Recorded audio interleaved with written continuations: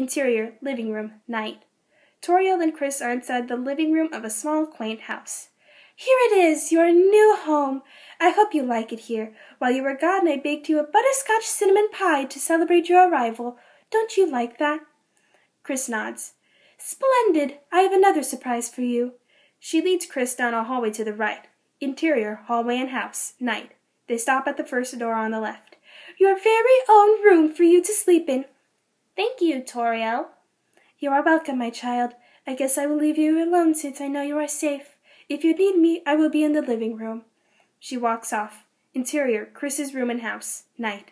Kris enters the room. It is decorated in red, with a desk in the front and a bed in the back. Kris gets into the bed and goes to sleep. Same, day. Kris gets up and sees a slice of butterscotch pie on a plate by his bedside. He picks up the pie and starts eating it as he leaves the room. Interior, living room, day. Toriel is sitting in a chair reading a book when Kris enters.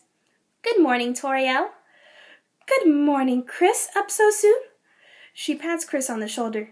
It is such a treasure to have you here. It gets so lonely in the ruins, but now I have a friend. How do I get home? What? This is your home. Can you at least tell me how to exit the ruins? A pause. Toriel sighs. Excuse me for a second. She puts down her book and leaves the room, going down some stairs in the back. Kris leaves his pie behind and goes after her. Interior, long corridor, day. Kris finds Toriel in a long corridor. This leads to the exit of the ruins. I'm going to destroy it. No one will ever leave again. If you do, Asgore, will kill you. Toriel continues to go down the corridor. Kris follows her. Then they stop. I have seen it many times.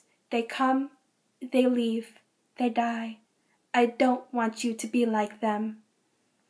Toriel starts walking again. Kris continues to follow her. They reach the end of the corridor. This is your final warning. Please go upstairs. They turn left into another corridor. Interior, corridor to exit, day. They stop at the end of the corridor. There is a large black set of double doors with a Delta rune symbol on them. You want to leave so badly? Prove for yourself, then.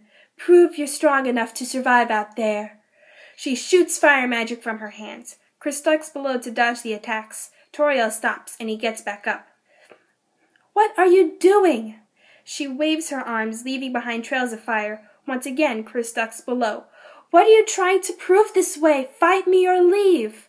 I don't want to fight.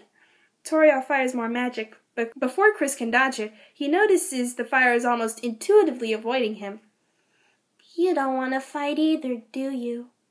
A pause. No, but please stay here. I'll take good care of you. Another pause. Kris's expression doesn't change.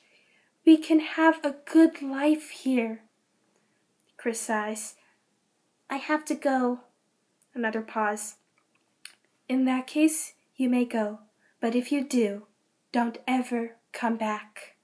She kneels in front of Kris and hugs him around the shoulders. Goodbye. She lets go. Kris goes through the door and continues down the corridor. At the end, he sees Flowey waiting for him. Clever. Very clever. You were able to spare the life of a single person. But remember, it's kill or be killed. What will you do when you come across a relentless killer? You'll die, and you'll die, and you'll die! It laughs as it sinks back into the ground. Kris goes through another door before he is outside. Exterior, snowy woods, day. He is on a path in some snowy woods. As he walks, he sees a twig in his path. He steps over it, but it snaps anyway. Kris turns around and sees a shadowy figure following him. He begins to walk faster, but the figure still follows him. He sees a bridge with a gate on it ahead, but before he can get to it, he freezes, unable to move. The figure continues to approach him, its eye glowing blue and its hand held out in front of it. It stops inches behind Kris. Human, don't you know how to greet a new pal? Turn around and shake my hand. Kris does so.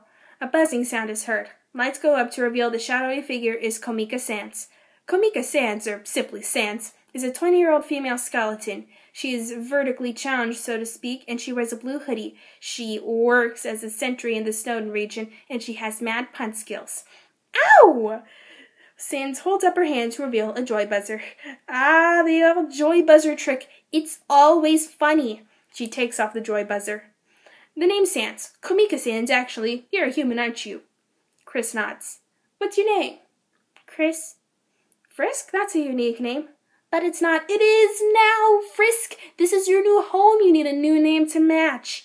I'm actually on watch for humans, but don't worry. I'm not going to capture you if that's what you're thinking. My brother Papyrus, on the other hand, he's a human hunting fanatic. In fact, here he comes right now. I have an idea. Go through this gate thingy. My brother made the bars too wide to stop anyone. They cross the bridge. Exterior, first sentry station, day. There is a lamp conveniently shaped like Kris next to the sentry station. Quick, behind that conveniently shaped lamp! Kris goes behind said lamp. Enter Papyrus. Papyrus is a male skeleton and Sans' younger brother. He's 17, but you'd never be able to tell because he's as tall as Sans is short. He also works as a sentry in Snowdin. He's very confident in himself, and he dreams of joining the Royal Guard. Sup, bro? I'll tell you what's up, sister. It's been 8 days, and you still haven't recalibrated your puzzles. Of course I have. I've been doing a ton of work. A skeleton? Rimshot. Sans winks at the camera. Komika, you haven't done any work. All you do is sit and boondoggle. I, however, have been busy with my puzzles. I can be the one. I must be the one. I, the great Papyrus, will capture a human. I will become a member of the Royal Guard, and then I will get the things I richly deserve. Respect, recognition. And maybe this lamp will help you. Komika, you're not helping. You lazy bones. Why does someone as great as me have to do so much just to get some recognition? Wow, Papyrus, sounds like you're really working yourself down to the bone. Another rim shot. Sans smiles at the camera. And your jokes aren't helping either. I'll catch a human one day. You'll see. Yeah. He walks off screen. A pause, and then he comes back on. Hey. He exits for real. You can come out now. Frisk comes out from behind the lamp. He might come back at any moment. You better get going, or else you'll have to sit through more of my hilarious jokes. Kris turns around until... Actually, Frisk, can you do me a favor? Papyrus has been feeling kind of down lately. He's never seen a human before, so I was wondering if you can come by to cheer him up. Thanks a million. Kris walks off. As he walks, he finds a box. He opens it up and finds a lonely pink glove. He puts it on his hand and continues walking. Exterior, electricity maze, day. Kris, now called Frisk, continues walking until he comes across a stretch of icy floor. On the other side, Papyrus and Sans are talking. As I was saying about Undyne, he notices Frisk. He and Sans look at each other, then at him. Wowsy, is that a human? No, that's a rock. Oh. He turns around until... Wait a minute, what about behind the rock? Is that a human? Oh, that? Yeah. Finally, a human! Human, I, the great Papyrus, will capture you. I will take you to the Royal Guard, and then I'll become popular!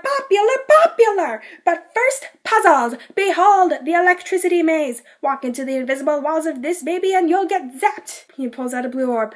By this orb. Frisk takes a few steps onto the maze before Papyrus is zapped by the orb. Perhaps you have to give the orb to him? Oh, yes. He walks across the maze and hands the orb to Frisk, leaving footprints all over the correct path. He walks back to his position. Frisk follows the footprints, drops the orb at the end of the maze, and walks off. Papyrus stares in disbelief. Wow, you sort of handed that one to him. Yelling after Frisk. This puzzle might have been easy, but don't get cocky. The next one was created by my sister, Komika. Exterior, ball game, day. Frisk stops at another stretch of icy floor where Sans is waiting for him. Wait, weren't you just... I have my ways. But never mind that. Time for your next puzzle. It's gonna be a real ball. You have to get... Oh, wait. Her eye begins to glow blue. She points her hand at the ground and wiggles her fingers. Some snow lifts off the ground and forms a snowball. Sans raises her hand, and the snowball rises with it, hovering in the air. As she extends her arm, the snowball floats towards the icy floor and drops at Frisk's feet. Her eye stops glowing. You have to kick this snowball into that hole over there. Got it! Frisk quickly starts kicking the snowball across the floor. Then it goes off course and hits the edge. When Frisk reaches it, he notices that it's shrinking. It shrinks until it disappears. Another ball replaces it at the beginning of the puzzle. Insert montage of this happening several times before Frisk finally kicks it into the hole. A purple flag rises from it. Sans walks up to Frisk. Ah, the purple flag. That one pops up when you fail a bunch of times before finally succeeding. Purple's supposed to be the color of your soul. It represents perseverance. Why perseverance? It just sounds like failure to me. Because you tried again. So can I pass through? Of course. This wasn't even a real puzzle. Frisk walks off. Exterior, crossword puzzle, day. He finds a third stretch of icy floor with a small piece of paper on it. Sans and Papyrus stand on the other side. Human, it is time for your next puzzle. He turns to Sans. Komika, where's the puzzle? Pointing to the paper. It's out there. Frisk walks onto the floor. He picks up the paper and looks at it. Hey, wait a minute. This is just a word search. I knew we should have used today's crossword. What crossword? In my opinion, Junior Jumble is easily the hardest. Really, dude? That easy-peasy word scramble? That's for baby bones. You know what? Let's let the human settle this. Human, which is harder, the jumble or the crossword? The crossword. What is wrong with you two? Crosswords are so easy. I always fill in all the boxes with the letter Z, because when I look at one, I always snore. Yeah! Frisk walks off the floor and pushes past Sans and Papyrus. You guys are wasting my time. Exterior, spaghetti table, day. Frisk finds a table with a plate of cold spaghetti and a fork. He pokes the spaghetti with the fork and decides not to eat it. Exterior, tile puzzle, day. He walks until he meets a tiled floor. Once again, Sans and Papyrus are waiting on the other side, this time with a large metallic box with a lever. Here it is, your final puzzle. But first, did you eat the spaghetti on the table back there? Yes. Finally, someone appreciates my cooking. Human, this puzzle was created by Dr. Alphys herself. When I pull this lever, these tiles will light up and change color at random. The red tiles are impassable. You cannot step on them. The yellow tiles will electrocute you. The green tiles will sound an alarm, and you'll have to fight a monster. The orange tiles are orange-scented. But you do not want to step on a blue tile afterwards, because those are the water tiles, and the piranhas will come out and eat you, because they like oranges. The purple tiles are slippery, and you'll slip across them.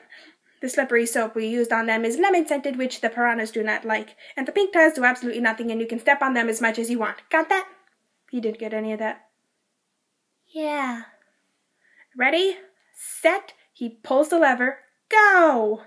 The floor lights up. The tiles begin changing color. Frisk almost steps on the floor, but the tiles change color again and again, faster and faster each time, until the entire floor is red with a big pink stripe down the middle. Frisk walks across the pink and past Papyrus and Sans. Papyrus stands in stunned silence. That was a fail.